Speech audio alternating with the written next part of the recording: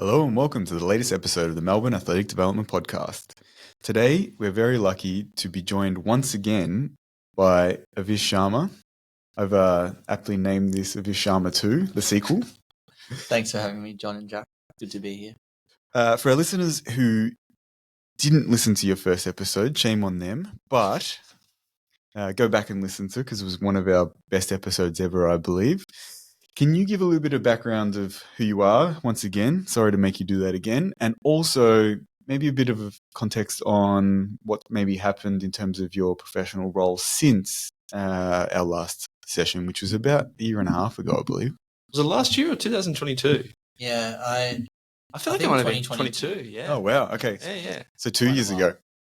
Yeah, so I am a physiologist at the Victorian Institute of Sport, working in the athletics program. And then in the last 2 years, I've been lucky enough to be the physiologist on the team at the Olympic Games and then the World Champs in Budapest with the senior team.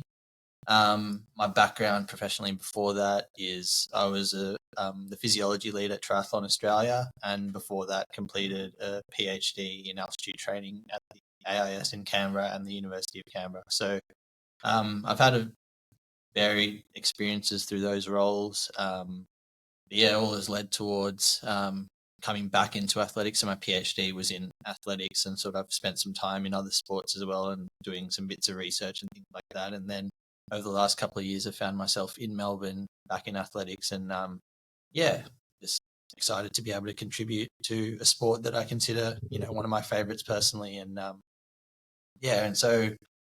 Why do you enjoy it? Why do you enjoy athletics specifically? I was sort of saying to John just before, I think I really enjoy the Olympics and Paralympics, I always have since a kid. Can you roll this way a little bit? Yeah. And so being sort of, one of the prime Olympic sports, I think that always got me in. But I actually remember, I don't know if this will resonate with all listeners, they used to have it was called the Golden League back in the 90s and early 2000s. Prior to the Diamond League, it was called the Golden Leagues. And they had, the highlights package on SBS. Yeah, that's on a Sunday morning, you'd wake up and there'd be the Golden League. I remember that. I don't know why this is the memory that resonates, but I remember watching Ishmael Garouche? No, Gail Devers. Yeah, Gail Devers was dominating in the 90s she'd win and 2000s. the golden prize at the end of each season. With her long nails. Yeah. And her Graves' disease. Oh, really? Yeah, she had Graves' disease. Yeah, wow, I didn't know that. But yeah, anyway, that's some of my earliest memories in athletics. And they used to be a bit more of the domestic series on free-to-air TV as well. I think the A series and stuff. And so, I've always just been, cricket was probably the main sport that I played as a kid, but always had keen interest in athletics. And then when I sort of got to Canberra and was kind of putting together ideas to do a PhD, I'd sort of started gravitating towards environmental physiology. So I was involved in a heat and altitude research project with runners, and then, happened to form good relationships with my eventual supervisors, Philo and Laura, both of whom had been involved in athletics personally and professionally. And it sort of just, all snowballed from there, really. We'll get onto the Olympics in a moment, but how have you found, you mentioned that you went to obviously the World Championships as well. How have you found being part of the athletics, Australia team in your role as a physiologist? How have you found that transition? Because that's only happened probably since we spoke to you last. Yeah, so I'm fortunate enough I did a fair bit of team travel with triathlon before, and then even before that I've done plenty of training camps with athletics, swimming and triathlon as well. So I've kind of as long as I can remember being a physiologist, which is nearing on 10 years now, travel has always been a part of the role, but it was kind of the differences for me being on the team with athletics relative to some of my prior experiences. I think first of all is just the scale. You go from it's supporting, different because it's big, isn't it? You go from supporting so I was fortunate enough to be in Tokyo with the triathlon team at the Olympics. So you go from supporting 6 athletes there to last year in Budapest, I think we had 65, and this year we had 75. It's how do you, because you're only one person, how do you then actually do that? Because from what I could tell, you were pretty much the only major sort of physiologist, performance scientist working in that role while we were away. What do you have to start doing yourself to prepare for that? Because it's a pretty decent sized role. Yeah, and that's been it's a good question actually. It's definitely been an evolution. I think in terms of the practicalities of it, it's one of those things that I don't know, the analogy I'd use is sometimes like cooking for one and cooking for four is the same. Like it's the same prep and the same tasks are done. You're just sort of doing it. What about when you're cooking for 200? Yeah, on a bigger scale. But it's sort of the same principle. Is that a lot of the tasks that I was doing at triathlon, for example, is looking after the recovery and making up slushies and all that like that. It's a similar process. It just takes a bit longer to cater for more people. One of the benefits of being on a big team is that there's more help available. So there are a lot of really good staff that I won't bring up some of the issues with that, but there are some really good staff that do such a fantastic job of supporting the structures of the team. Like people think it's just maybe coaches, but there is like an underground army of people that are, and they're usually not very big group of people, but they're doing so many tasks. It's actually insane. I was there on one of the first days of the holding camp this year, and Avish is there, and I said, "Oh, what are you doing, mate?" Because I had nothing to do, and he said, "Oh, we're actually packing bags with people's uniforms." I was like, "All right, well, tell me what to do." And so one of the staff members who runs a lot of that stuff said, "Okay, this is the procedure. Off you go." And we were there for 3-4 hours trying to work out which t-shirt goes in which bag for this size and that person, and we stuffed it up and had to fix it and all that kind of thing. But there's so many little tasks being done behind the scenes, and it's actually, I don't know that those people ever get I'm going to say it now, because I don't think those people ever get the thank you that they deserve, especially from the stakeholders, especially like the coaches and the athletes, because they do so many things that make your life easier. And, I'm sure they get some enjoyment out of it, but a lot of time it's just a lot of work. I think, I guess my approach is, how do I actually go about working with 75 athletes and their coaches and things like that. I think first of all is just starting with the attitude that it's kind of just an all hands on deck mentality, and there's going to be some menial tasks and things like that. So I think just initially, and that starts even just having that attitude generally, I think is very helpful. And then I sort of try and have a clear idea of like, right, what are the priority tasks that I'll have? And so I think keeping it within the physiology realm for now, like one of my main roles on these teams is, particularly when it's a hot weather championships, as they usually are these days, is sort of facilitating all the heat management strategies, the recovery and things like that. So again, just going through a checklist of like, what are the key strategies people want. Actually, let's get onto that, because we'll talk about a lot of, I think, administrative stuff and some of the thinking you've been doing in that. But I want to ask you, for people who are interested in heat management, like what are the things that you're doing? Maybe take us through. We were in Montpellier, which is in the south of France, for a holding camp. And on particular days, it was extremely hot. What are you doing with, say, the athletes that are going to be affected by that? What's the strategy? What are you talking to their coach about? What are you talking to their team coach about? What are you talking to the athlete about? And what are you implementing? Because people just go, well, then you just do a couple of sessions in the sun and you'll be fine. You'll get used to it. Yeah. Just before answering that, one thing I want to know, because it will probably provide context to the conversation. Are these athletes that you work with full-time all year round, or are these athletes that you've just been specifically allocated to because the competition's overseas? Both. Okay. So there's athletes that are on the team who I work with at the VIS year round, and then there's ones that I only interact with sort of for the 4 weeks that we're in camp and then competition. Yes, okay. So yeah, getting back to that question, and we've got a bit of time, so I'll sort of try to take you through the whole process. So it really, as with anything on these teams, like there's a lot of planning that goes into it. So it starts, months before, and kind of like, looking through the expected weather. And are you spending a lot of time like looking at that stuff and trying to forecast, okay, these are the athletes that I think I'm going to need to do a lot of work with, talking with their coaches. 100%. Yeah. So there's a lot of pre-planning meetings going on and reaching out to people and saying, okay, this is, let's discuss your heat strategy. Definitely with the ones that I work with at the VIS, but I guess so for the events where we think are going to be heat limited, for the actual performance, marathons, marathon, and longer some of the 10K, things events, like that. Yeah. through the network in Australia, so, I'm at the VIS, I have counterparts in Queensland and New South Wales who work with the athletes there. Like there's sort of will be an aggregation of like, the more rehearsed athletes will have proper plans that it comes down for me to implement. But that aside for a minute, just getting back to sort of like a staging camp and things like that. So first of all, it's just investigating what the weather is going to be like and providing that information to the coaches. So I'll do something like I'll do up a 1 or 2 pager to go to the coaches of the athletes in the relevant events with a series of recommendations. So for example, this year I made myself and a couple of the other physiologists sort of put some information together around, right, here's the expected weather information. Here's some of the things we learned from being in Montpellier last year. Yes, yeah.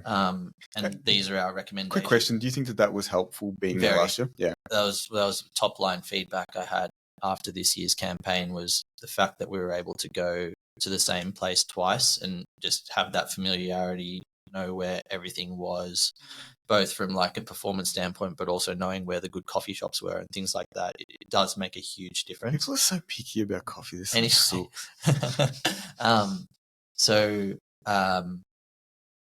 kind of providing that information. And because I think one of the things we found is that there's always going to be athletes that, I'm fortunate enough to be able to have a lot of time with, to come up with well-rehearsed heat plans and things like that. But there's always going to be athletes that don't. So we sort of needed to develop a mechanism to try capture them. And I think one of the things that I was quite strong on this year was trying to get the information out that, look, where possible, can we try and structure training in like the outside of the middle of the day, basically. And what about for those athletes that were competing in the middle of the day? Yeah. So I think, and again, this is why I tried to get the information out early, because I said, look, I understand that competition rehearsal at specific times is going to be something that a lot of people are going to want to do. And it's not about creating barriers to that happening. It's just about communicating well that that's something that you want to do, so we can put in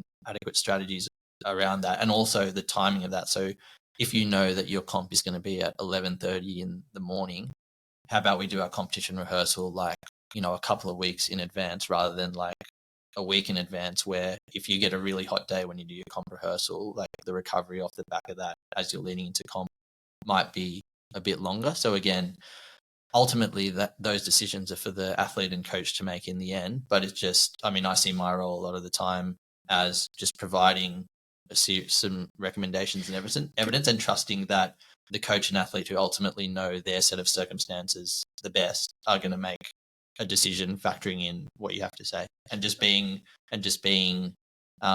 adequately prepared to support whatever they decide. Well, I was going to ask you, because obviously it makes perfect sense in the longer distance events. I don't know if I've asked you this before, but do you spend any time with the field event athletes who are out there for like pole vaulters, high jumpers? They may be out for their competition for 2-3 hours sometimes. Are you working with those coaches? Because I know that this year, for instance, Alex Stewart, who coaches a few of the top high jumpers in Australia and the world, did a mock competition about 10 days out in the middle of the day. It was so hot. I remember I was, I actually was out watching some of the session, and it was like, 35 degrees and like ridiculous humidity. And, he has a bit of a thing of they warm up in their long tracksuits, which probably, you can give your opinion on whether it's good or bad. But I thought like, gee, this is hot.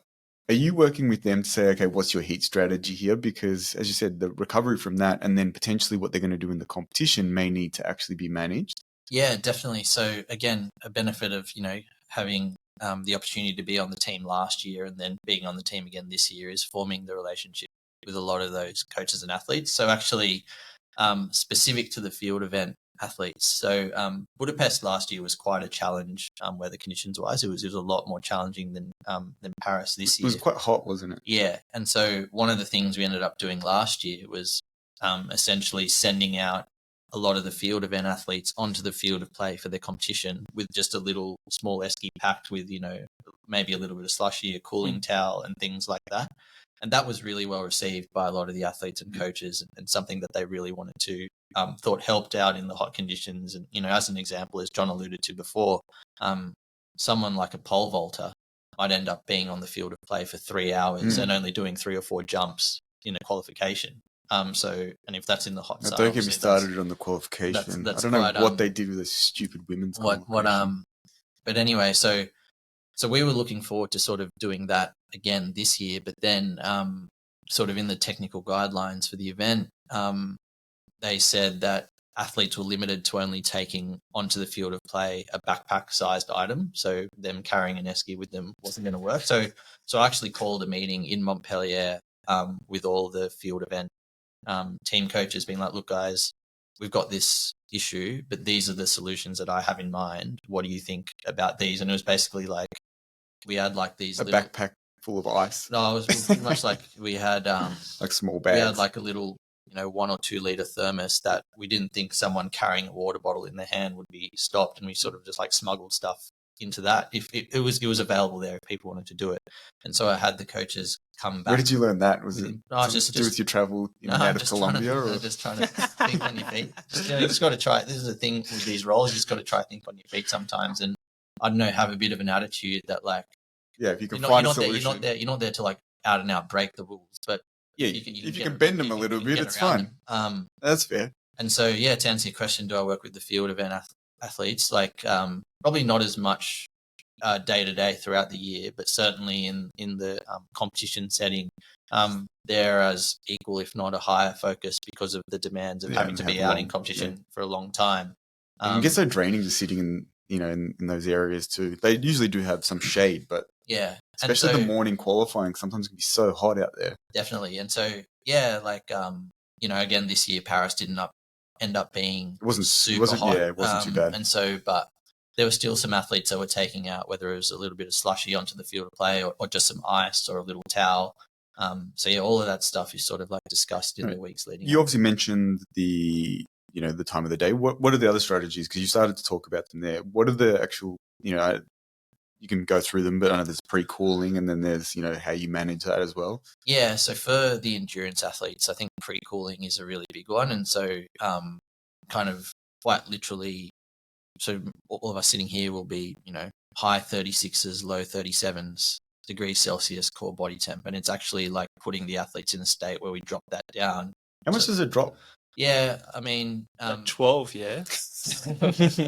Maybe not quite that much. But we're not a lizard. We try to get them, a bit of a... So the logic is if you can drop their core temperature down to like, low 36s or high 35s, an extreme example, just giving them a bit of a buffer so that when... Does that alter their performance at all? Yeah, to start with? Yeah, certainly. Like negatively? Because enzymes start slowing down and things like... and even. I think it's more just like... mechanics. There'd be things like that, but in an event like the marathon where it's not a full gas start, it's sort of like sub-maximal way out, and race walking is the same. The key thing there is you just sort of like... We do plenty of rehearsals so that the athletes, whilst they're feeling so good in warm weather, they don't like mispace the effort. And so it's kind of more of almost a skill acquisition process. It's like, right, we've physiologically cooled you, but the second part of this is you still have to get your pacing strategy right so you don't overcook it. That's one example which we might, you can use ice baths, ice towels, slushy. So that's sort of more physiological cooling where you're actually like altering their core body temperature quite significantly. A lot of the stuff at training camps and thing is just like keeping perceptually cool. Slushies are a good one because 1, they cool you down, and 2, they also offer carbohydrate to help people get through sessions. So they're always a pretty popular item on a hot day. Things like spray bottles just to create a bit of mist, and then evaporative cooling. I was jokingly going around saying to people, what is it now? Slip, slop, slap, seek, slide, making sure that everyone's kind of like, adhering to their cooling strategy. Cooling strategy and all that sort of thing. But I think it also just gives an opportunity to create a positive atmosphere and a bit of humor around it. Like I think, you're usually able to create a few laughs and a good atmosphere when I'm literally just walking around in my bucket hat with like a canister of slushy and some cups being like, all right, you look like you need something, and stuff like that. Spraying people with water bottles. Well, actually, the best one is like, I have one of those bottles. It's like usually for like weed killer Yeah, spray, yeah. and I'll just have a spray with like I have to feel Have some around. Roundup. Yeah, pretty much, and I'll just like go around. Monsanto, here we come. But Out of interest, are there any other strategies that are used more long term helping regulate body temperature? Like, do things like heat therapy, for instance, sauna, are they actually effective at helping improve cooling capacity, or are there actually even nutritional things that can help with regulating body temperature as well? yeah, I probably can't speak so much on the nutrition side, but certainly things like sauna. We do a lot of heat acclimation work in heat chambers and things like that, especially our marathoners and race walkers spend, they'll do blocks of training where they'll do, sometimes it's, 2 weeks straight of an hour exercising in a heat chamber each day. Others will do, 2 or 3 what sessions performance a week. decrement do you see with that? And how quickly do you adapt to it? Yeah, I'm a bit rusty on my stats. Sorry, John, but I think No, but like a rough guide. Yeah, I think I remember putting something out when I was at triathlon, in the sense that we basically compared the expected weather conditions in Tokyo, which is low to mid 30s and then really high humidity, and said, look, based on the data, we're expecting that you probably will have a 5% performance decrement in those conditions relative to sort of like a triathlon in normal conditions. Those are ballpark figures, but in terms of the heat adaptations, the approach we generally take is just repeated exposures to the same stimulus, whether it's sauna or like a chamber set to conditions that are similar to what you might expect in competition. And the literature will suggest that, the heat adaptations are pretty quick, but to get a full suite of heat adaptations, which are like thermoregulatory, altering your sweat response, lowering your core temperature, improving your heat perception, that'll take somewhere between a week and 2 weeks. With like, if you want to take a conservative approach and make sure you get all the adaptations, you'd go for something like 2 weeks straight. The problem with that is that there's not a lot of athletes that can, with all the training that they're already doing, and heat only being an extra stressor. Heat's only one factor they need to consider in terms of trying to deliver a performance on the day. So we actually have very few athletes that would go down that approach. Some will, because we've been able to fit it into their training in a good way, but others might do, only 2 sessions a week, but they might do it for 8 weeks. Yes. But I imagine that's also something you need to consider for athletes in Australia when they're going to Europe for the summer comp, going from a cooler climate to a warmer climate. You need that period of acclimatization as well. Yeah, so essentially the approach that we take is that if you just imagine someone's, let's just call it for the purposes of this, heat capacity as a bucket, we just want to make sure that their bucket's never at zero. So obviously, living in an Australian summer, you're going to get some incidental heat exposure just because of the weather, and you're going to be reasonably well adapted. And we just have an approach that and then if you take someone out of a heat stimulus, like that will decay over time. And there's some pretty good literature out there saying that if you've got a human with, again, like a full set of heat adaptations, if you then take that stimulus away completely, and noting that even exercise in cool conditions is still a heat stimulus because your core body temperature is rising. But if you took that stimulus away completely, there's somewhere between sort of 26 and 35 days until the bucket gets to zero. Okay. And so we just have an approach that we try and make sure their bucket never gets to zero. Yes, so it's a combination of, once the weather starts cooling down here in Auden, we sort of introduce some kind of heat chamber work, sauna work, and things like that to just keep the adaptations going. And then usually by late May, early June, a lot of the athletes are going to Europe anyway, where it's warmer. So it's sort of keeps it going. All right, let's dive into the big questions relating to the Olympics.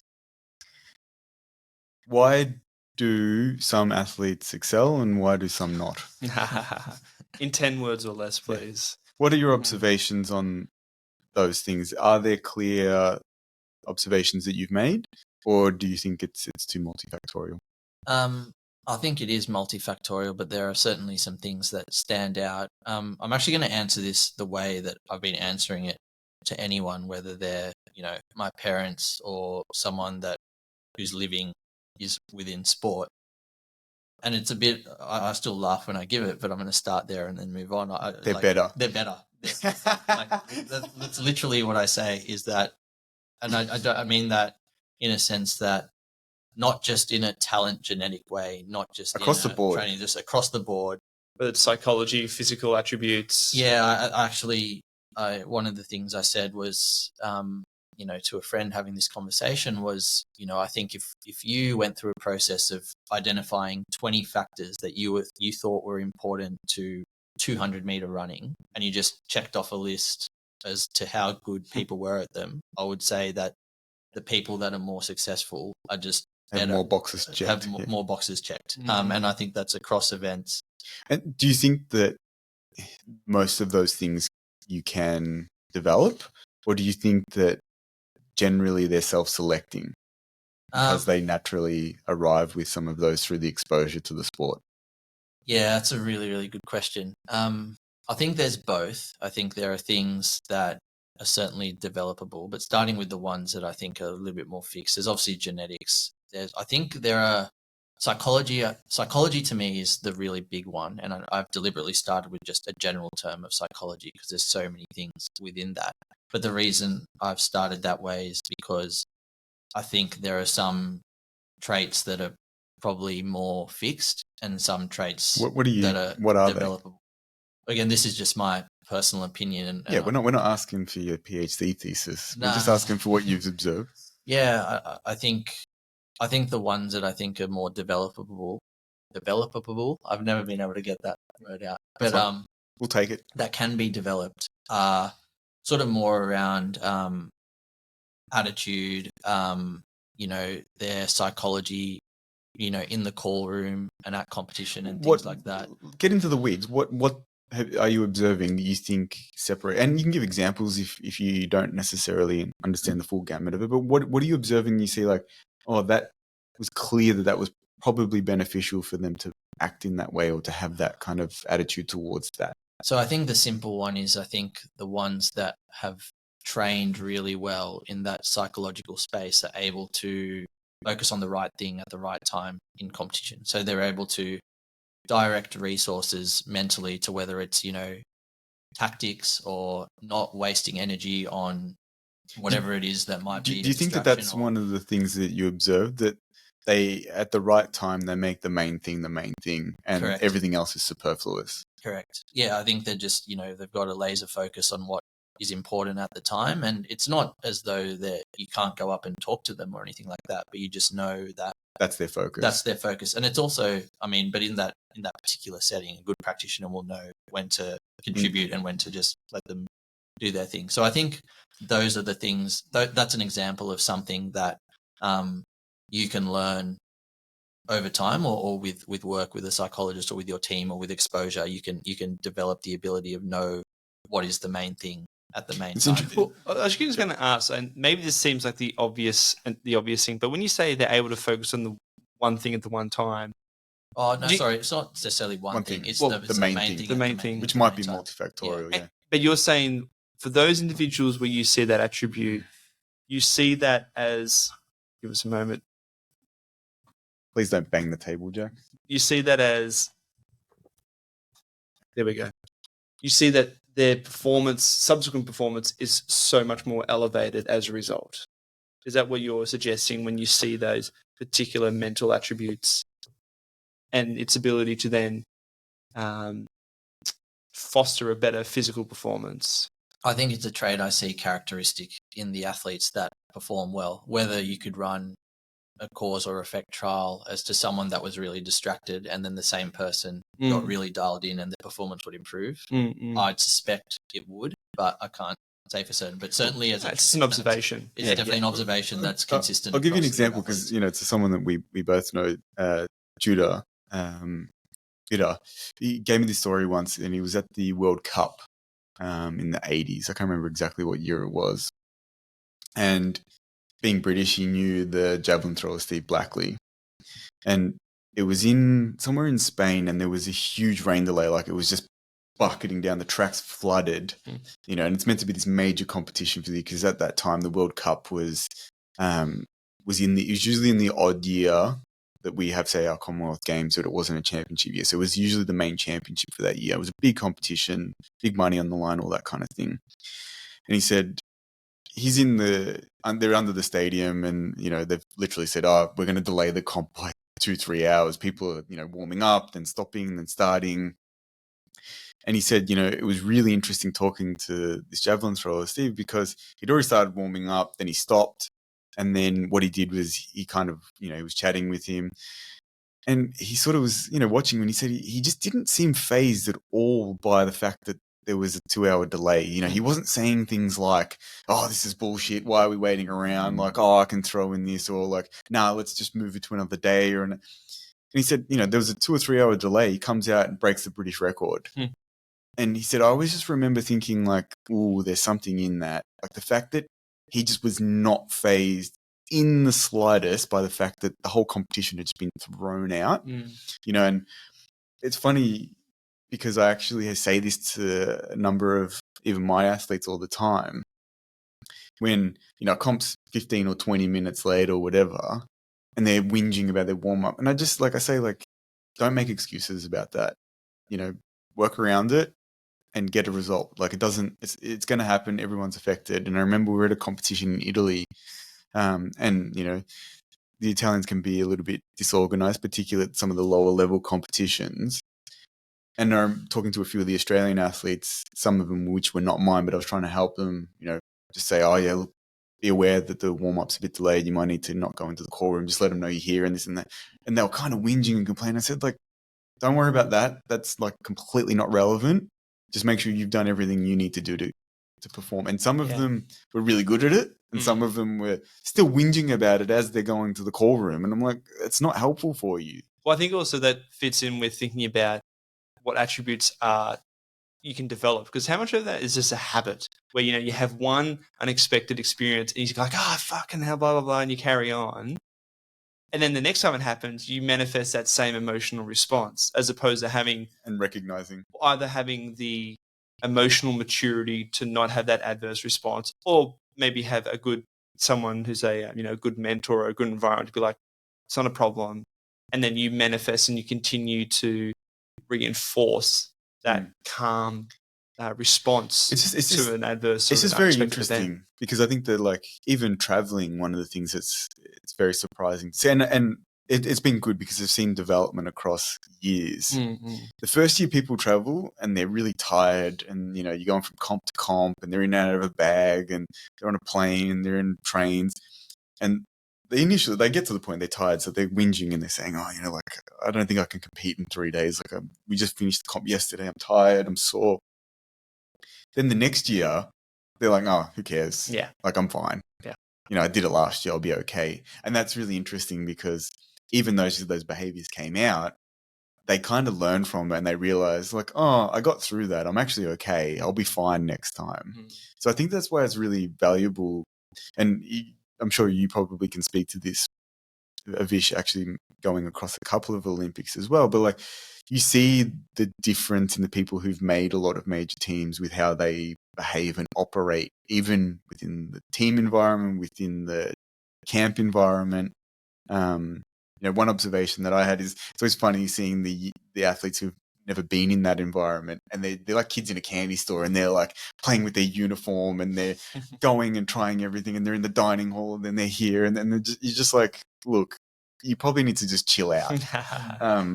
Yeah, it definitely is a fine line between people feeling that they're able to enjoy that experience without any inhibitions. It still is the Olympics. Yes. It is certainly a big deal, and you want people, I don't know.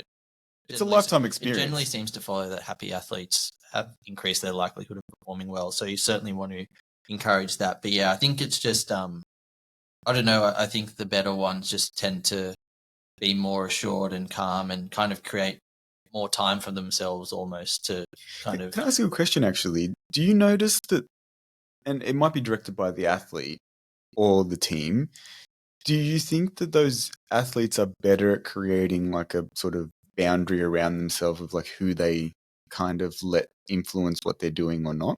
And I don't mean and they say that necessarily saying people don't talk to me or anything, but just it's almost obvious that they're "Oh, thanks," and then they're not really paying attention to that because it's have you noticed that at all? Yeah, I think I I think something I have noticed is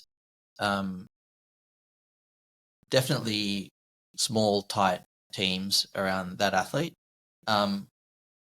Doesn't mean to say that they're not open to people putting up ideas or making conversation or things like that. But yeah, I think it's certainly very clear that there are a couple of key players within the performance team led by the athlete, coach, a couple of staff, that sort of thing.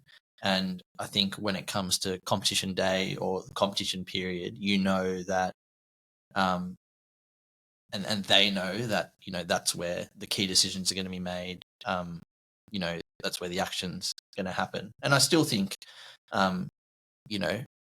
they've also got the foresight to know that if they need expertise from outside that, they're comfortable enough to bring that in. So an example would be, with a couple of our field event athletes that, were quite successful at the games, athletes that I don't work with outside of the competition setting, like I was still getting inquiries and called up to help out with specific problems related to, hot weather conditions and preparing for that, less than a week or 2 weeks out from the competition. And so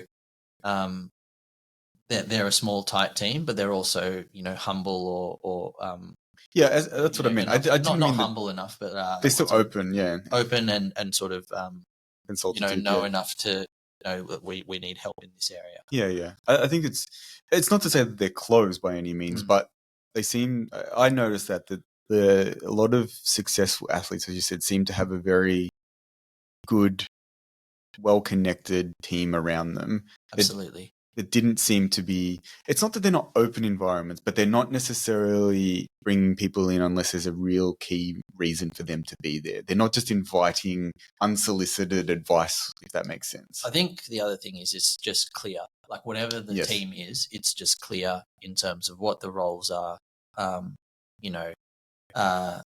we interact with each other, who makes the key decisions and things like that. I think that's an important one. But I do agree that the trend that I've observed is at least the core team tends to be on the smaller side rather than the bigger side, which is really interesting. As a network now, we've sort of got these really large performance teams, sort of like athlete, coach, physiologist, dietitian, biomechanist, performance lifestyle, strength and conditioning. It sort of keeps going on. And I think where the best teams, and by extension, the best athletes and coaches maybe separate themselves, is they still tap into all those people when they need to, but the core team is quite close. Mm-hmm. It might be just the athlete, coach, and one or two of the staff.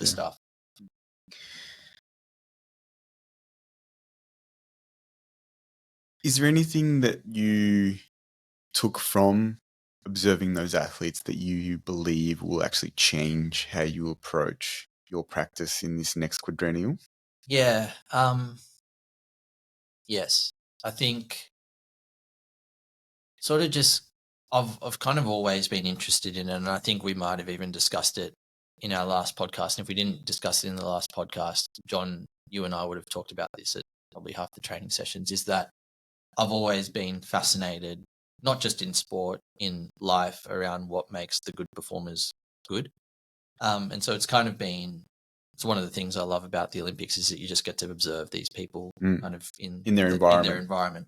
So it's kind of, it's probably less isolated to what did I see in Paris that will change my practice going forward. It's just an ongoing thing, and Paris is another reminder. But something that definitely, like, I've made a very conscious effort in the last couple of years is, and I think it sort of almost mirrors my journey as a physiologist. You sort of start out, doing your training, and you might get lucky to do a PhD like I was, and you sort of are focused on more the academic side, the mechanisms and things like that.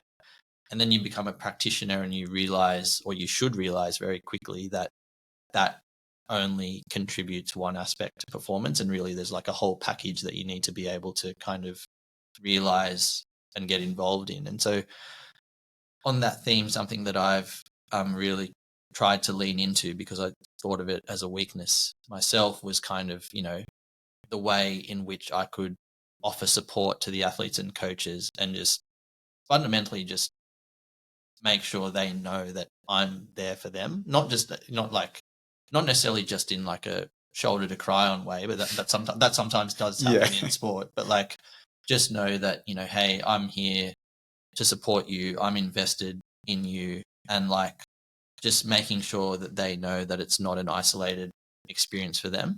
And so, in terms of what I saw from like, you know, the good athletes, or what I've seen from the good athletes, is just even though the team structure might differ around them, it's still just like a very supportive, very like, one thing that actually stood out to me was, you know, spending time with a few of our successful athletes in the lead up to the games, is like just how enjoyable their training sessions are.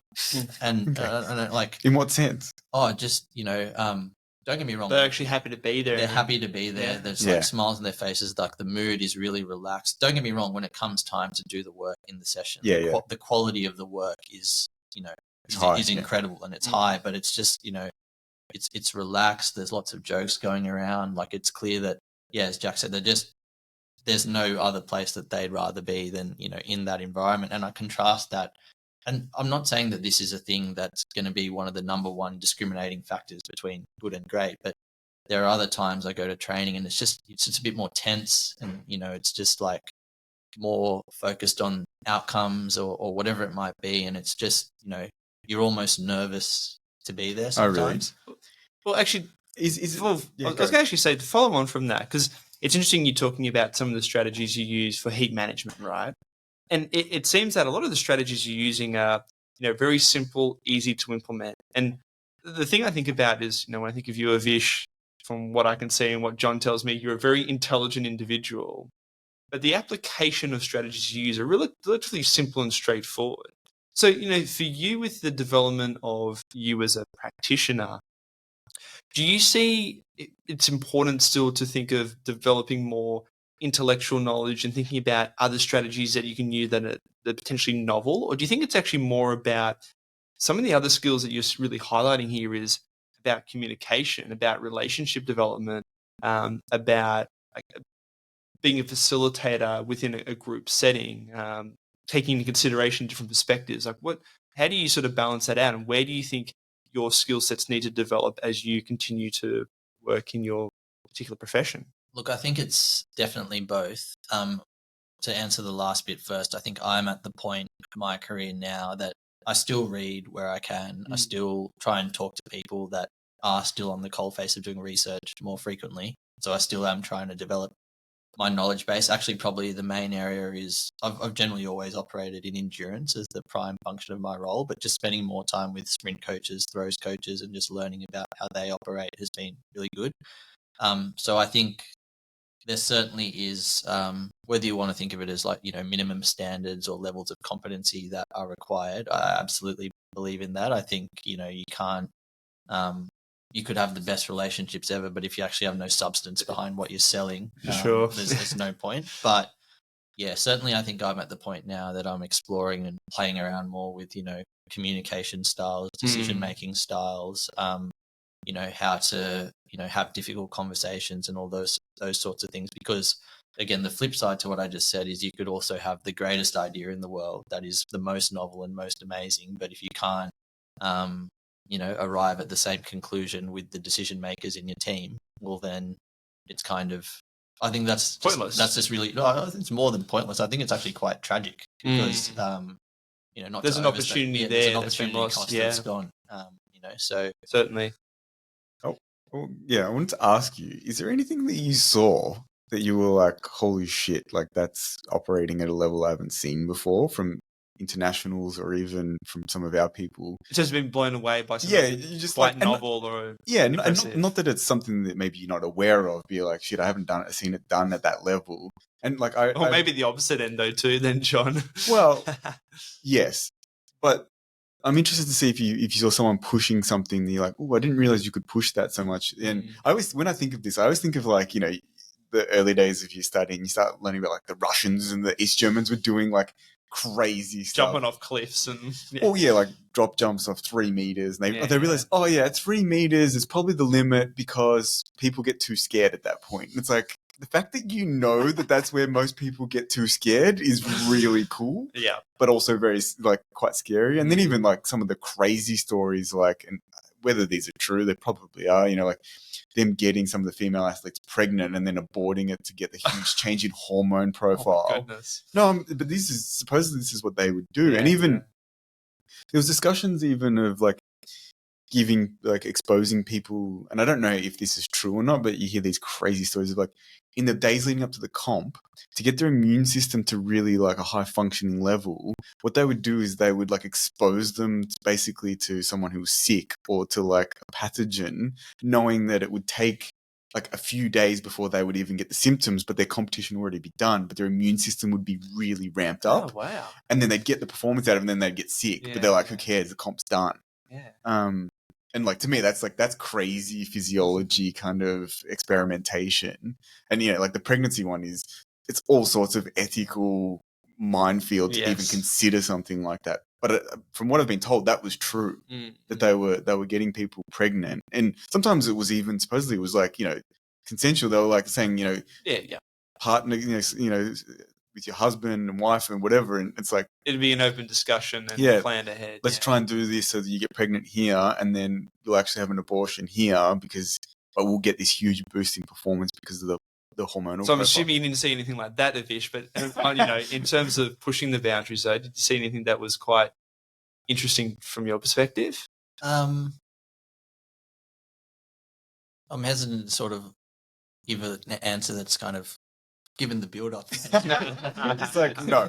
No, but within, let's say within an ethical boundary, yes. I can't. I don't think I had a moment where I remember being at a session and being like, oh my God, that's something I've never seen before. That's amazing. I think more in terms of something that I have reflected a lot on, and is something that, you know, I'm finding ways of sort of having the discussions with, you know, the relevant people in the next few weeks as we kind of, you know, break down the Olympics and then start planning for the next one as well, is it, and it falls a little bit more in my wheelhouse, so obviously I'll have the bias of looking out for it, is I did sort of observe a bit of a trend that I thought held across events, that our top performing athletes just exposed themselves to kind of race or competition like intensities in a more intentional and almost better /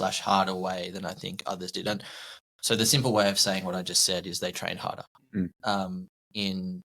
but also like right into the lead up to competition. And, you know, I'm thinking of things like competition rehearsals, like John referenced the high jump comp that, you know, was held less than 2 weeks out of competition. A couple of the other field event athletes did comp simulations like that. But I mean, comp simulation is not an uncommon thing. Everyone does that at some point, but it's just, you know, the manner in which they execute it.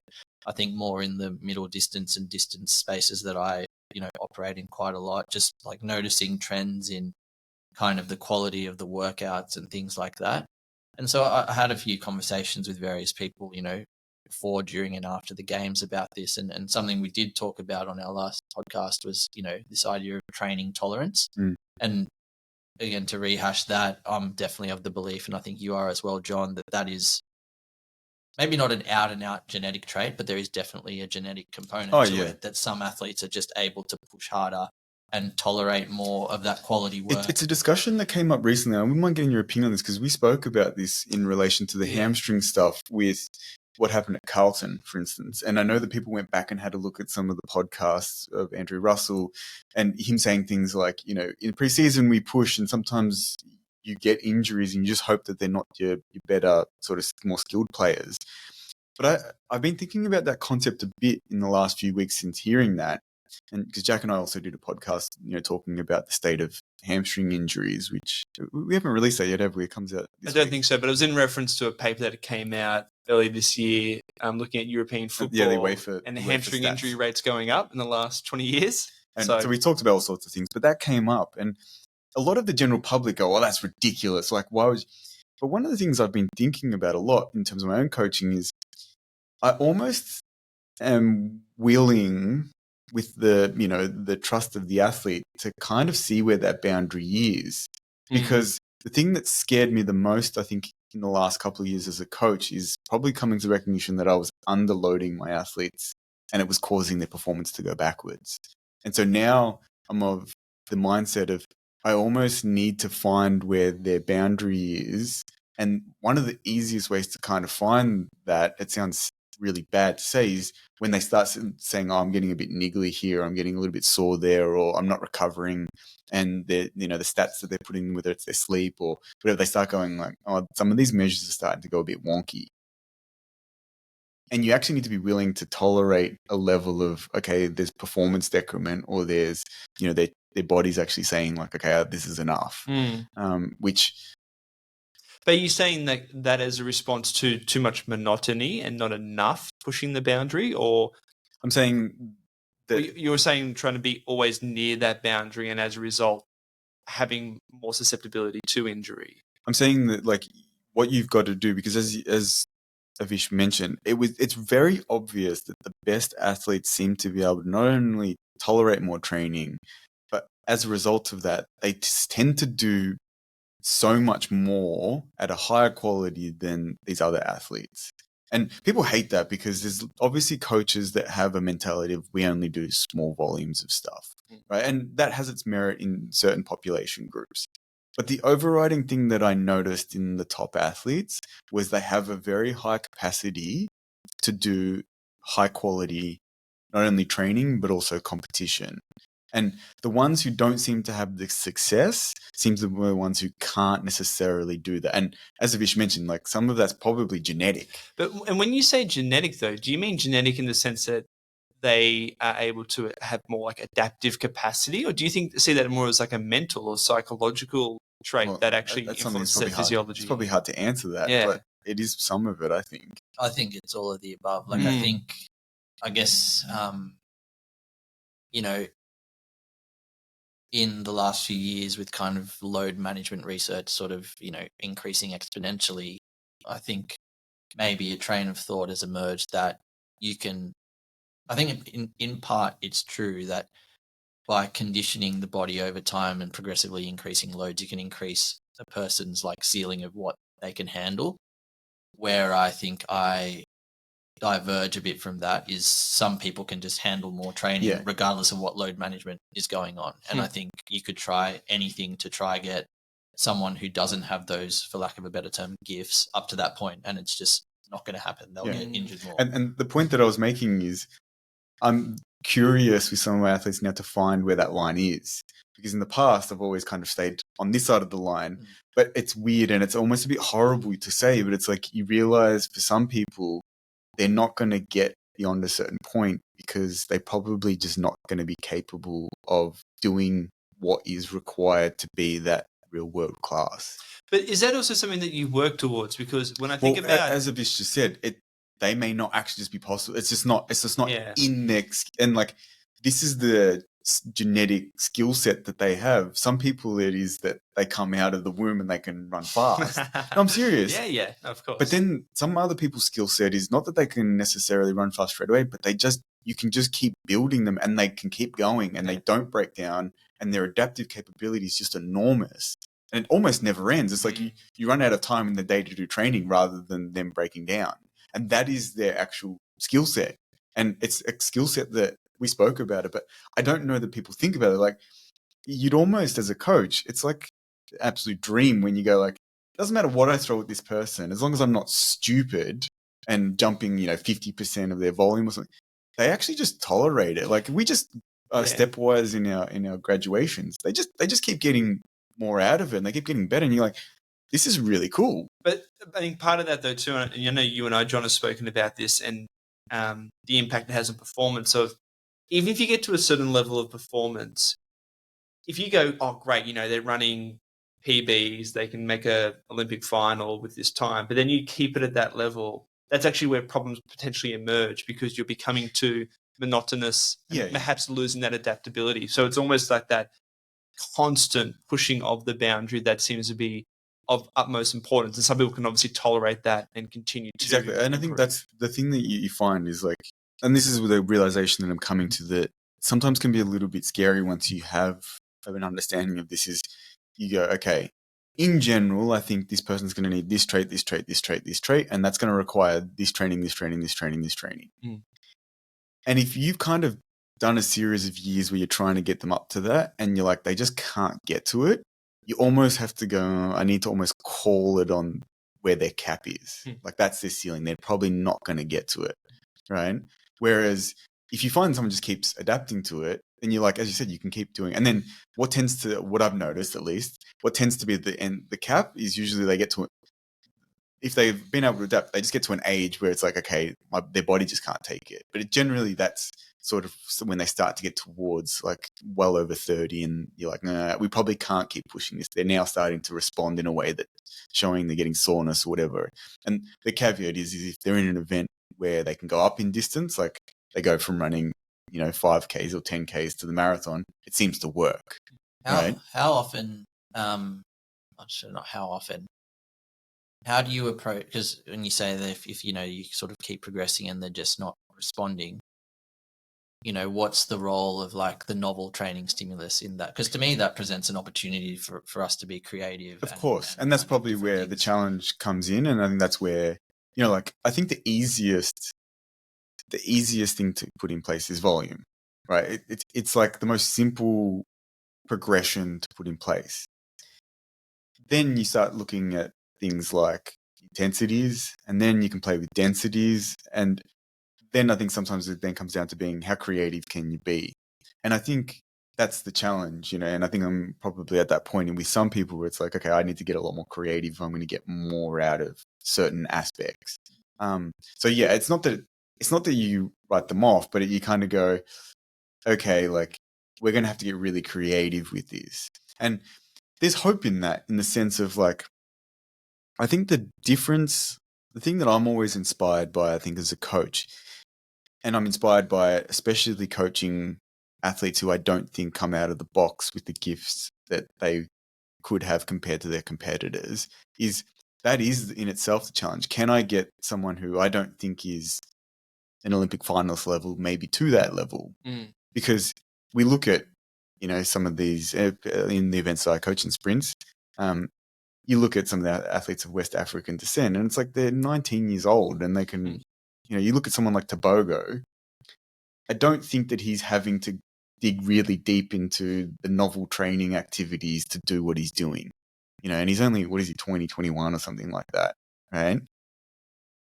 I don't think that they're doing super advanced training. Now, I'm not saying it's not well structured. I'm not saying he's not being really well managed. But the guy ran 9.9 at 18, right? It's not like they've had to do this ridiculous development process for him. We don't have athletes like that in Australia in sprint events. They don't come out of the box ready to go 9.9. So I think, a lot of people were really inspired, for instance, by the story of what Randy Huntington presented regarding to the Chinese sprinter who ended up running 9.83, because he was a very high level. He was a 10.0, 10.1 sprinter, but they were like, okay, we're going to have to get real creative here. We're going to have to really manufacture the absolute crap out of this. And that to me is the exciting part of creative coaching, of like, I'm going to go beyond what this person was maybe given. And we've got to be real smart and real careful and real specific. Now, I was interested in your views as a coach, because I think, again, getting back to the overriding theme of what was something that stood out about our good performers, and actually deviating for a second to our great coaches, I think something I've noticed is that they have a really clever way of splitting the line between retaining the things that are working in their program and not being scared of sort of keeping some things the same, but still iterating and introducing in novel stimuli and having enough change in the program to create a new stimulus. And I think there's really something in that one of the things that actually is quite interesting is that a lot of our medal winning athletes have changed coaches over their career. And that's an easy way to bring in a new stimulus, right? And so again, this is not to say that everyone needs to go and do that, but it does strike me as really interesting that I've spoken to a lot of different people, and I've arrived at the conclusion myself that, we need to find ways to continually evolve training, even if you are on a continuous improvement curve. Like, I think it's too late to wait until the improvement stops. I think you need to be, I mean, I've spoken to this. The one thing I wish I could measure as a physiologist was knowing when an athlete would stop responding to a given stimulus. Yeah. I think that's impossible to do. And so we have to figure out ways to basically take an educated guess as to when we think a stimulus is going to run out and we have to change to the next thing. You know, it's funny though, the thing that I think of straight away then is the willingness to take that risk. Because I think so often we are risk averse. Yeah, oh, absolutely. And you always want to take that point of comfort or familiarity. And yeah, that takes a particular personality qualities, I think, both from the athlete and the coach. Absolutely. But then also that trust element too, to be like, this is actually what you need to do. And sometimes it can blow up in your face. Something else you said earlier around that kind of training tolerance, and is it just genetic or is it psychological? I really do think it is holistic, because there's the physical component of being able to do, you know, like, again, for argument's sake, let's say, 30% more training than the next person. But actually, I think, there'll be a lot of people at the moment looking at the medalists in their event and being like, oh, well, I just want to do what they do. But actually, like, I have a suspicion that if they found out the list of everything that they do, they wouldn't want to do it. The mental side would actually be the barrier to, like, they might actually be able to accomplish that physically, but I think they'll just be like, oh no, I'm not actually ready to make that commitment. And so that is something that I think, that's why I do think it is a holistic thing. It's not just, I think there is a component that some people are just, physically more genetically gifted and can do more physical training. But I think the mental side of it is more significant, if not like the most important part of that process. Well, to extend on that then, have you made any observations for athletes who competed at the Olympics? And maybe they did have a really good performance, but let's say they got fourth, or maybe they had, a slightly underwhelming performance. How those individuals respond to those situations where they were so close to getting a podium finish or didn't quite make the final, or at the same time too, maybe slightly underperform. Do you see certain traits in what, it's probably hard to say because you're trying to predict what they're going to do in the future, but thinking of, okay, there seems to be this observation that these type of athletes who have these particular responses to adversity seem to have better success? 100%. And it's probably less my observation, even though I have observed it. I'm actually just going to quote from a study that I became quite familiar with, and it's one of my favorite ones. And so basically, after the London Olympics, Great Britain, I think, put a lot into Olympics and Paralympics. They put a lot into investigating their they call them super elite athletes. So they were the ones that were repeat gold medalists, so not just one Olympics, multiple Olympics or Paralympics, world champs or whatever. And one of the things they found was they came up with lots of TUEs. Can't speak to that, but they had 5 or 6 traits that came up in these interview-based studies where they basically interviewed I think 20 of these super elite athletes and then 20 athletes that were in the cohort that you just described, Jack, like the ones that were the almost medalists. And one of the things that came out, which I think is interesting, and then I've subsequently gone on and actually that checks out, is the way people respond to things. And specifically, the term used in the paper was counterphobic. So it's essentially identifying a weakness or a shortfall and going after it, and then really leaning into it and going after it to try and get better at it, as opposed to what an avoidance strategy in, I really dislike max sprint speed sessions, and that's my weakness, but I'm just going to keep working on acceleration and speed endurance because I'm good at those. And that, again, sort of reading that paper and then going away and thinking about the athletes that I work with and the ones that are rising to the top and the ones that are maybe middling out, you can see some of those patterns emerging quite consistently in the ones that are good, is that they really take the setbacks on and they tackle them in a different way to the others. So I think that's a really consistent observation as well, as like the better athletes and the ones that are going to go further is when you set a challenge for them that they're aware of is like an area of growth, they do it really openly and willingly. they're not going, oh, I know I need to work on this, so I'll do it. There's no, as you said, it's not that it is counterphobic. It's like, I've got to fix this and I really want to. And I know I'm not going to be good at this.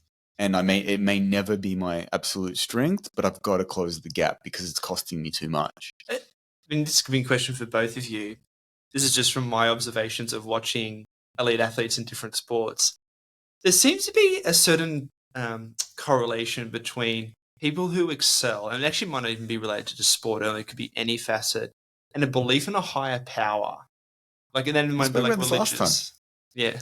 We didn't know. We spoke about this last time. Yeah, go. Well, yeah, like, and I'm interested to see if you've made that observation as well, because, I mean, it's interesting, and I know this just from my interest of looking at, say, longevity. If you look at religious people, they live longer and typically much healthier lives. Oh, we're in trouble then, Jack. Hey, I didn't say I'm an atheist.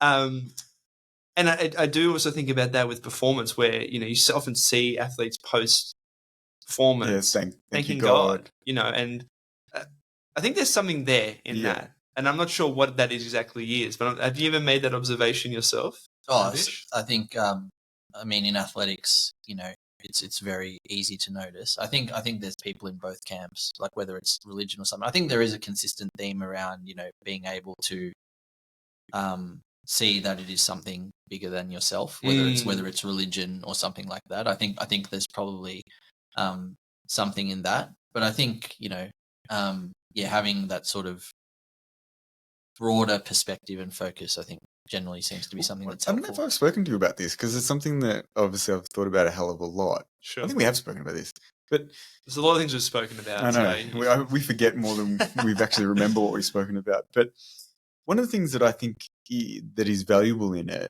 and I think it's a major factor, is one of the downsides of not practicing any form of religion or spirituality, I believe, is that you don't have the skill in believing in something that you cannot observe. It doesn't have a material, objective kind of intangible presence. Yeah. And people who practice religion actually practice the skill of consistently using that. And so when they go to sport, if they are aspiring to something that they are not necessarily yet achieving, or they don't even have a strong amount of evidence, they are not fearful of that process because they're used to this concept of believing in something that is not observable in the immediate. Stepping into the unknown. Yes, and that's a very consistent thing that you do if you have religious or spiritual practice. And you need to actually, as you said before, taking a risk in training, taking a risk in your performance is actually a leap of faith. And if you're used to doing that and you do that openly and willingly and you've become used to that, that psychological skill of having some, it's sort of like a belief skill. It's like, oh, no, I have faith that if we try this, there are good opportunities on the other side. Whereas if you don't have that and you always, and I believe I might have spoken to Dale about this. I can't remember if it was in the chat or it was actually something we spoke about outside of the preparation for it. But I actually think it's a major factor of what is holding back a lot of people who have removed, say, religious practice from society. And it's not the people who remove, but the fact is, you know, generally in places like Australia, we've become more secular. And I think it's actually a skill set that we've lost, is to have the ability to believe in things you can't see. Some of it, I believe, and they're intertwined. If anyone's looked at the work of, say, someone like, you know, Nietzsche, talks about, you know, basically the uprise of science led to, you know, the death of God. And he was talking about, you know, the downgrading of particularly the institutions of religion. And what that really has been a major factor is that has been a replacement for a lot of these religious underpinnings of how we see the world. And because of that, what is science? It is basically the structure which we try to observe the material world. And if all you want is evidence to support what you're observing, you then start to develop a philosophy and a mindset that if you can't see something, it doesn't exist and it's not real until it's observed. Or you can't have faith in it being real. So it's a really weird concept because you need to actually have some faith in where you're going as, say, an athlete or a coach. Like, if you don't believe that the athlete can get better, why would you even put in any effort? You actually have to do, even if you can see that they've got a certain level of capability, and that in itself is, I think, a psychological skill set that the philosophy of science, being a major underpinning of, current civilization, especially in the Western world, is actually taking away from us, even though it gives us so many good things.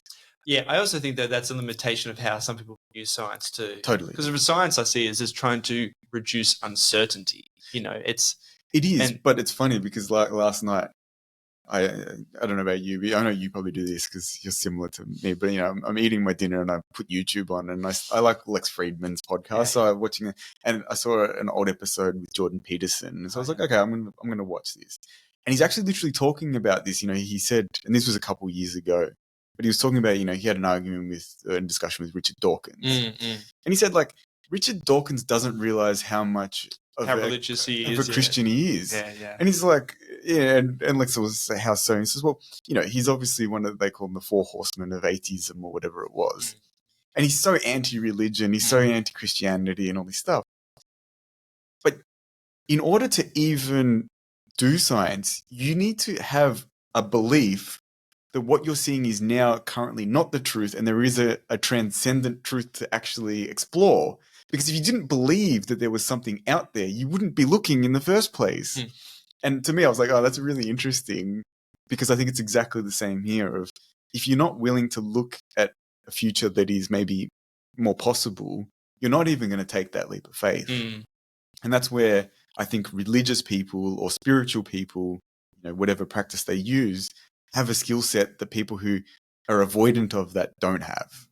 And I don't know how.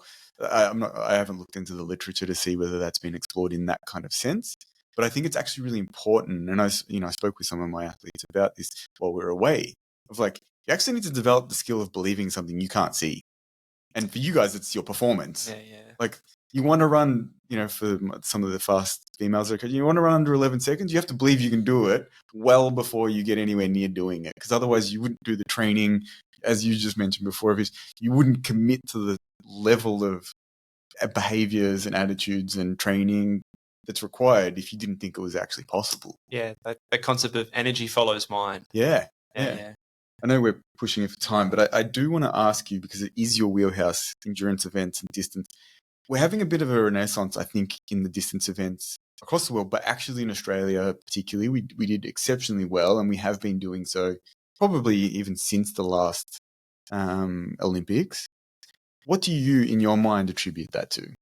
Yeah, it's a good question. And I did prepare you with this, though, so I hope you've had a little bit of a chance. I'm not putting you on the spot too much. No, I think where could I start? I think the main one I actually think is that, and again, it comes back to a chicken or an egg situation, but because we're more competitive, it keeps driving within Australia. Yes. It keeps driving the standard. Actually, like, you can put it down whether it's, super shoes and all these things, or new training methods, it's relative or whatever. But yeah. I think, the fact that people have to be better to get on the team now. I actually think one of the things is driving the change, but again, it comes back to chicken or egg, is that the qualification standards keep getting higher. And so to auto qualify, you have to keep running faster, which makes people want to run faster. And then, there's more competition, more depth. Like this year, for example, in the women's 800, 5 girls have run under 1:59, which was the national record 4 years ago. Yeah. So. And it hadn't been touched for 30 years. 30 years, yeah. So yeah, like I think that's a big one, is that the fact that we're more competitive, drives more competition and people to get better. I think there's now more, things like having more pro running groups in Australia specific to distance, like that, like more coaches that are dedicated full time to coaching. I think, across all events in Australia, a lot of our coaches are not full time. They have jobs. They sort of have other things to balance. But again, more athletes being in dedicated environments, sort of like, your top pro elite athletes, or like people getting college. I think that sort of helps. In terms of training, I think, there will be a component. I think there's because we now have more coaches invested and there's more coaches putting athletes on teams, again, that drives more competition, but I think more sort of, diversity in training philosophies and things like that. So I guess you could say there are more options for athletes if they feel that a certain training methodology or philosophy doesn't fit them.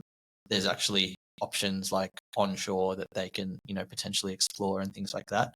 But yeah, I think, I've listed off a few factors there, but ultimately I think the one that's making most of the difference is that because the standard is better, like I think the dam wall has sort of broken and it's kind of just going to athletes will keep pushing themselves and things like that. Like you can even see at World Juniors, we had athletes medaling in the middle distance events, which hasn't happened before. So it's not as though the next generation coming through is kind of missing as well. It's sort of like now you've got continuity. It's having a societal effect, really, yeah. But would you say that's similar to, John, with sprints? Like it feels like the 100, I mean, don't be wrong, it's not to the same perhaps standard as some of the middle distance. Yeah, it's changed. But it's the overall, the standard has improved. The amount of people in the men's and women's who are running. If you look at, say, if you go back to the 2012 Olympics, so it's not that long ago, it's 12 years ago, we only had 2 representatives. In this Olympics, how many did we have? We had, 2 in the women's. In the sprint events, we had 2 in the women's 100, 2 in the 200, 2 in the men's, 2 in the 200, 1 in the 200 for the men's. So one each in the 400. Yeah, we had a huge increase in the, and so like we have seen that shift, and I think it's similar.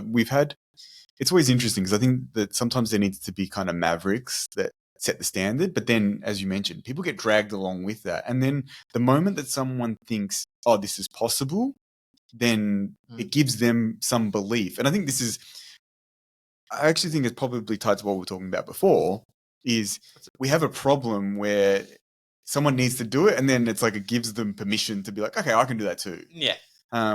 And the more that happens, I think the more it will continue to perpetuate that, as Avish I definitely think there's the trailblazer effect. Like, I mean, Kathy Freeman, obviously in middle distance, your Craig Mottrams, Ryan Gregson's. But they don't always seem to McCann, drag people with them. Jess Hull, I think, a lot of people will look at her. What do you think drove this one particularly? Because it probably started about 4 or 5 years ago. We had some breakthroughs. It probably started actually with people like Gregson making the Olympic final. I think what you said just before is that people getting close and then others realizing, oh, hey, well, why can't I do that? Is exactly what happened. I think Jess actually said in her interview she remembers a moment of watching Ryan in 2012 when she was a kid in Wollongong still, and that being like a formative moment for her. So I think those exist. Yeah, I often think about that too with some of the challenges of being in Australia geographically then, because you reach a certain standard and you may be the person setting the standard, but if you live in, say, Europe, where it's like... You see people all the time. Well, you're becoming... more continuity. Correct. You start like making a national final in France, but then you go to some European championship and realize, oh my goodness, there's all this other talent out there. We don't get as much exposure to that. Something I'd be really interested to kind of try and implement one day and influence the implementation of is I think the national championships, the entry standards for those have laid stagnant. They're too low, and sort of what would happen if we just lifted those standards. I think that alone, I mean, yes, there would be a flow-on effect of less people being there and things like that. Well, initially, but I think eventually it would come back into alignment. Exactly, and I really think. I mean, what do you think on that? What do you then think of countries that limited their team size? Because I'm conflicted on this, and I don't. It's like they call like I want to use this term because I keep hearing it is being in a superposition, whereas I can be convinced of both sides very readily. And they're complete polar opposites. Like, exactly as you said, our Olympic selection should be just for a certain standard. Maybe we should set harder than what there currently is. Like if you look at New Zealand, for instance, a number of their events, they said, even if you're in the quota, we're not going to take you if you're 40th. We're only going to take you if you're top 24 or something like that. But I can then also be convinced very quickly of like, well, You need to give Australia's those had people an opportunities. open policy and it's actually leading to success. But both teams had a lot of success. So Yeah. No, I'm similar to you. I can be convinced both ways depending on who I'm talking to. I think it's a big thing to deny a selection to someone that has earned that within the rules. So I don't think I'd like to do that necessarily. Whether there's a middle ground, you can try split both. But I think at the moment, our philosophy in Australia of, selecting everyone that has earned the right, I think is the right way to go. And because I think the reason I say that is I think in Australia, one of the limitations we have in athletics is the numbers. Like we need more people in the sport. We're not, like in Europe, like you alluded to, Jack, athletics isn't the national sport here. And so, I think it's advantageous for us to have, big team sizes and encourage people, and encourage people to get involved. Even though we have a lot of people in other sports that all started in little athletics, a lot of them leave to go to other sports before they get there. So I think it's in our interest to pick as many people as we can in as many different events as we can, so that there's for kids that are interested in throws and kids are interested in sprints or whatever, there's something for everyone. I have a question for you that I'm interested to know what you thought of this, and I did prepare you with this, but why do you think the women of the Australian Olympic team, not just the athletics team, but the Olympic team, seem to significantly outperform the Australian men? What do you have any ideas to what is driving that? Not within the whole team, within distance. Although I'm actually told, and I'm not an athletics historian, so I don't know if this is true, but I've actually been told that there were times that it was the opposite. Yes. The men were the one that. So I don't know if it just happens to be a generational thing. But anyway, in terms of the women, something that I thought about, and also obviously in my wheelhouse of physiology, if I think of Australian distance running historically, a lot of the real doyen figures like, Nick Bedeau and Chris Wardlaw and these real experienced coaches, I think a lot of them have in common that it's a very kind of Lydiard sort of endurance-based training model that we have adopted in Australia. And one of the ways I think is quite simple is that if I've got two 5K runners, one's a woman and one's a man, and at a world-class level, the woman's trying to run 14:30 and the man's trying to run 12:50. Well, one of those is a lot more aerobic in demand than the other.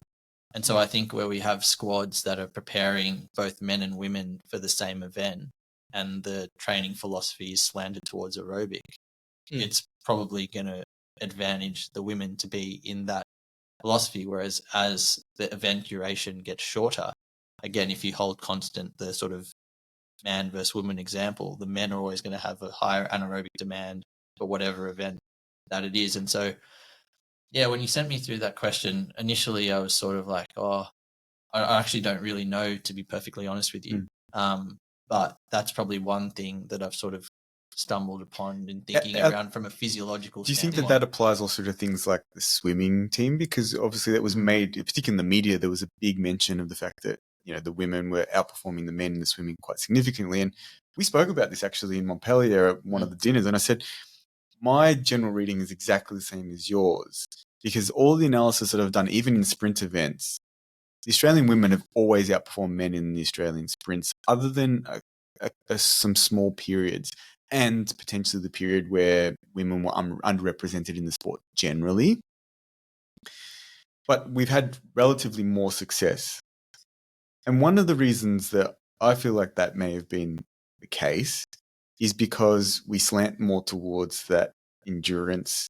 And if you look at the analysis of the races to shorter duration and the way in which you approach solving those problems is probably going to benefit women more than men even in sprint events. But I thought it might be similar with the swimming, because traditionally swim coaching has been very endurance focused. And the spotlight on that actually came up with the discussion that Cameron McAvoy, who ended up winning the 50, actually highlighted. And he said, I kind of just threw the rule book out and said, screw this. Strength, power, anaerobic focus. And really, he went away from the traditional swimming approach in Australia, which was like lots of Ks and lots of technical work and things like that. I think Yeah, Makes definitely. sense. I think another one that's like is all of our women, or most of our high performing women have male training partners. Like it's easier to create. Yeah, It's easier to create faster.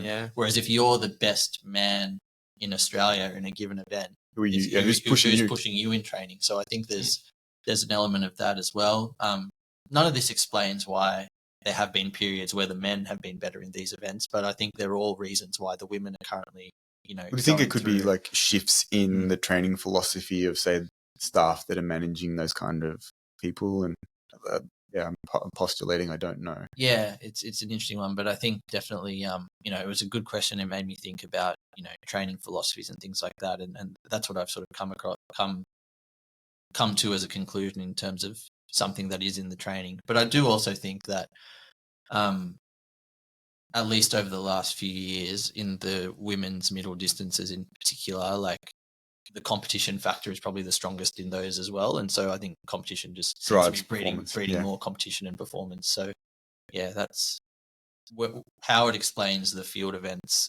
domination of the women at the moment as well. I have no idea and I can't speak to it, but it's I think a lot of people are noticing it. Yeah, I don't know what the answer is either. I thought I would ask you. You're a lot smarter than me, but it's an interesting one. That. It's an interesting one because and like, I don't know, there's lots of ridiculous snide, remarks about it, which doesn't impress me because I think, we're one team. Let's support each other. But I think it lends itself to asking questions, because I think I shared it with you last year while I was away. I was playing with a lot of race data analysis and trying to work out, okay, like what is this telling me? And, like a really simple one is, if you look at, say, 100-meter performance, even if you just look at the amount of percentage of different parts of your race, a woman actually probably needs to do a hell of a lot more speed endurance type work than a male, even though they're elite in the same event.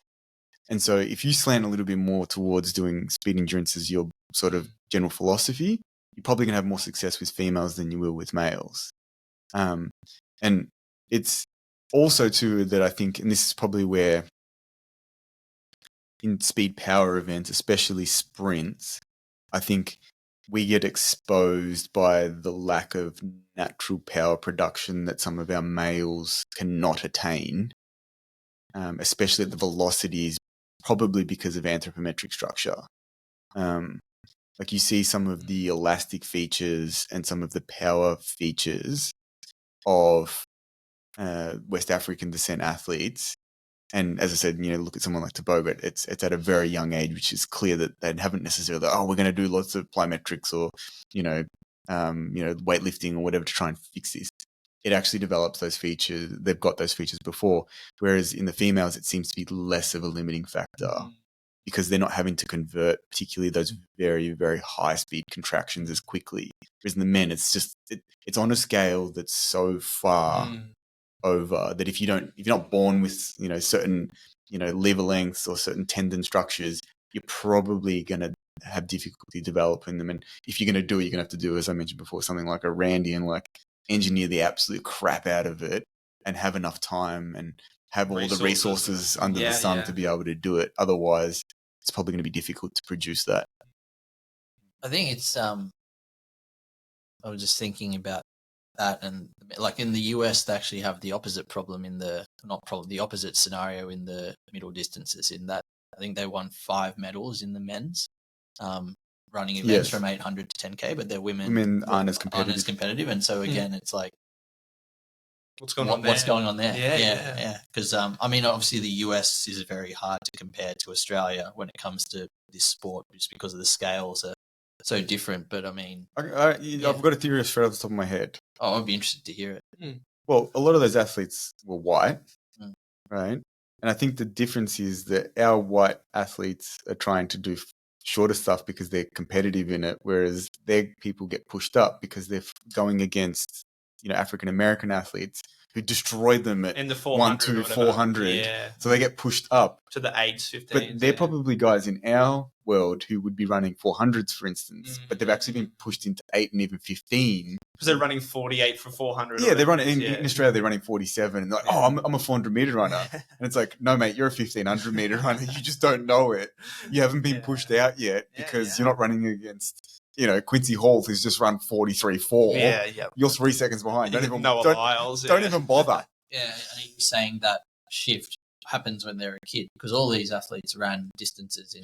I'm saying early on they're being, because at school they're not winning races. Yeah, they're coming sixth. They're self-selecting out of it. Yeah, it's interesting. And it goes in both ways. And like, but why do you not see that in the females though? Then too in the States, I think that there's other factors in the females too, because as I said, maybe that's the cultural thing though too, of like us leaning towards being more that endurance based. Totally, and also I think that there's other factors that probably drive, like the gap is not as big, right? Like if you look, even for instance, and I think this is a perfect example, if you look at our 800-meter athletes, right, in Australia that are men, they wouldn't even get close probably to some of our 400-meter athletes, right? Some claim they, like JR always claims that his guys can run 45, but I've never seen them actually do it, right? But if you look at those guys compared to our women, we've got a couple of women who definitely could be pushing for 4x4 selection if they really spend some time on it. We even had like Bendiri, obviously was already in the fold for the 4x4. Kat has, shown really good competence at 400 meters as well. The gap is smaller, right?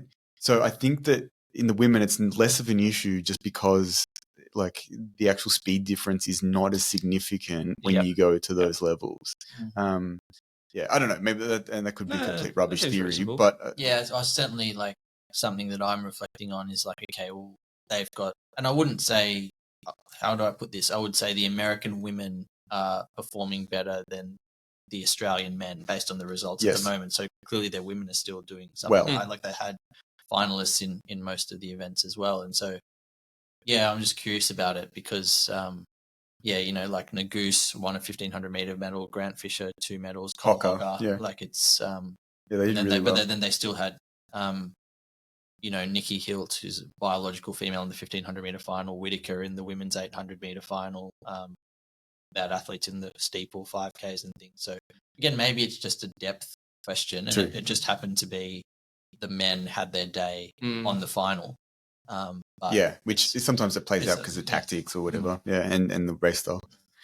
All right. The last thing that we always ask people, and I know we asked you this last time, but is there anything that you're exploring that's taking some of your interest, especially now that I know that you're in a bit of a break, that's taking up some of your curiosity? Yeah. What does Avish do with now 5 weeks off? Yeah.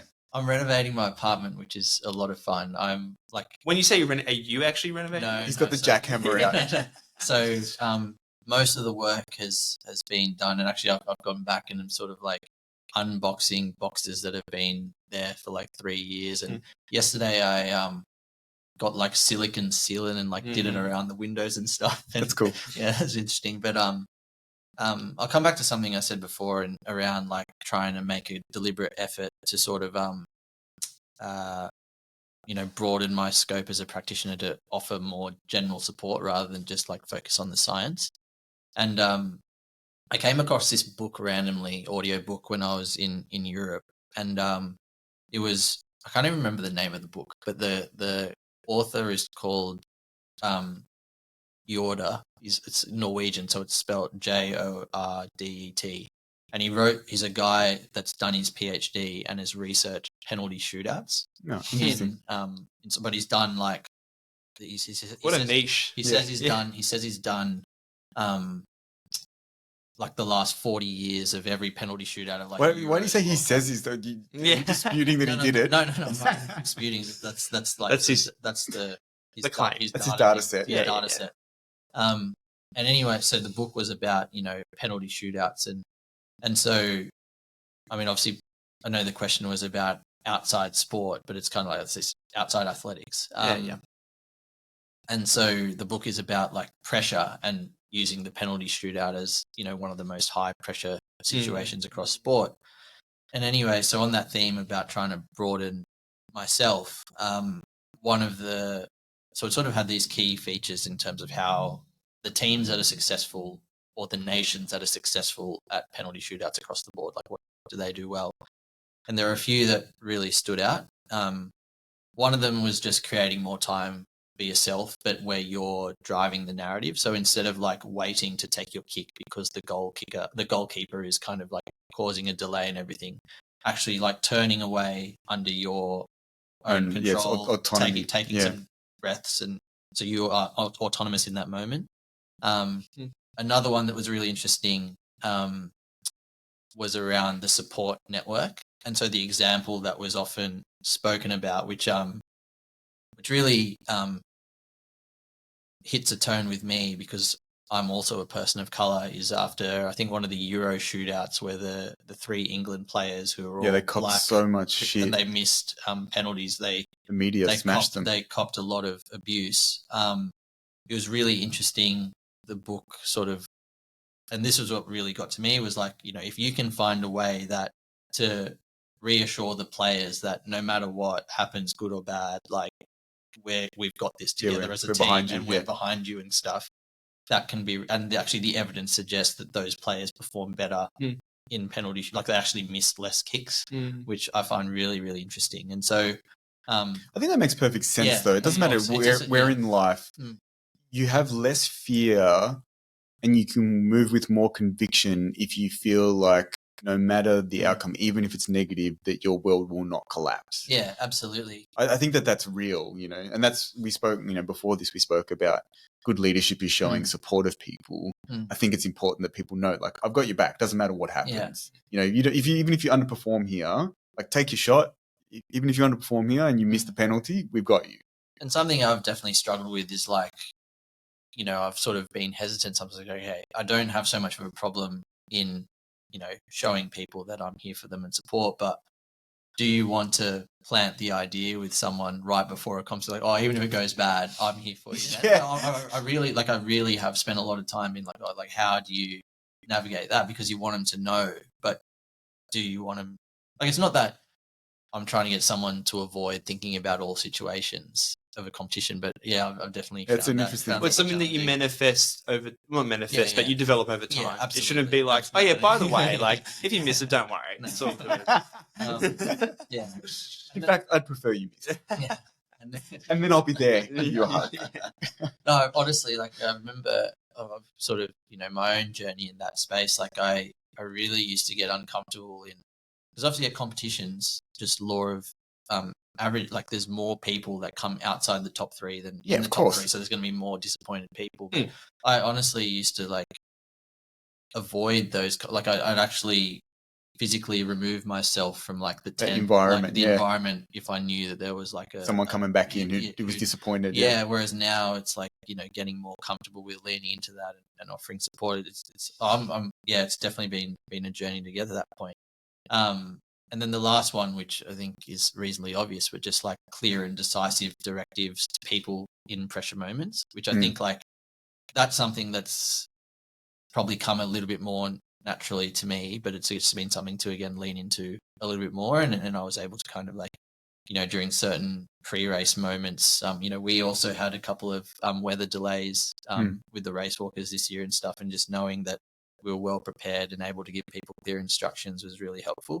So in terms of like stuff outside of like the standard, like looking at splits and thinking about physiological things like that, I'm definitely more interested in sort of that, broader, what makes a good practitioner and, person that's working across the whole sport. I mean, other things I'm interested in, like the US election, I think. Very interesting. Did you watch the debate? No, I sort of followed the coverage of the debate. But something I found, like, so I sort of, I mostly get my news from The Age and ABC, right? So like, from Fox News. I guess so. I was sort of reading, the summaries, and a lot of them are saying, Kamala Harris like smashed, Donald Trump, and then I was just like. And so obviously my Twitter algorithm has gone in a certain direction. Very, very pro. And then I literally like say, I wonder what.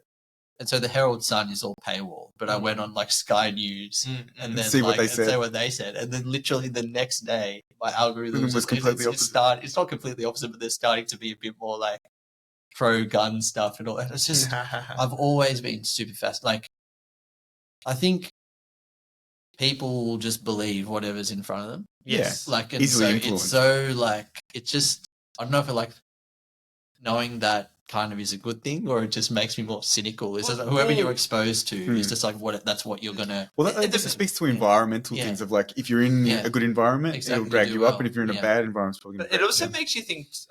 I think about this a lot myself with the news, and I think a lot of people would say that you should read the news because it's very important to have an understanding of what's going on within your own country or environment, and then globally. But then I think of, well, what news are you reading? Yeah, 100%. Because you're getting very different opinions depending on the actual news outlet and the media outlet. Yeah. And so it makes it very hard to navigate because there are such strong narratives going either way. Actually, and I'm question for both of you. Yeah, go on. And this is completely unrelated to our general podcast. Do you guys know of anything that you would consider a genuinely independent media organization? Twitter. Well, I don't know. The CEO of Twitter happens to have some pretty strong views. He definitely does, yeah. It seems to me that the only thing you can do, that's where I think two things. I think it's better to listen to podcasts, long form, to understand more about it, but you almost need to listen to two podcasts of people with different opposite opinions. It seems to be the only way that... It's a long way to just read the news. It is, but it's one of those things like, the more you learn about any particular topic, the more nuance you see about it. And you go, oh, wow, this kind of dichotomous idea of it's right or it's wrong, or they're right and they're wrong. You go, okay, it's just not that easy. It's not that simple. Definitely on topics that I am especially interested in, I do try and get a variety. But, I mean, in practical terms, like if I'm just reading about, like, day-to-day Victorian news, I'll just go to The Age or whatever. Outlet. But, like, something like the election, I know I'm not voting or anything. I'm just observing as a purely out of interest. It's very interesting. It is. I just find that so fascinating. It's interesting to see at a societal level what's happening in the United States and the real tribal, approach between left and right, and the idea of like good and evil associated with that. All right, Avish. Thank you so much for your time. We really do appreciate you taking time out of your break to come and chat with us and sharing all of your knowledge. For all of our listeners, thank you so much for following along. Make sure that you do like and subscribe our content. It really does help us a lot. So thank you very much for listening. Thanks for having me, guys.